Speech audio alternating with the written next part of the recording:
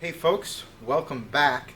Today I'm going to be forging a hatchet drift for my buddy Mark. He was one of the other competitors when I was on Forged and Fire. He's starting to get into making hatchets, and I am making him this hatchet drift out of H13 steel. Now H13 is a hot work tool steel, meaning when it gets hot it doesn't really deform as much as other steels, so it's really ideal for drifts and punches and dies and all that stuff. And one thing about this steel is you do need to work it pretty hot, otherwise it just doesn't move very much and it is tough to forge.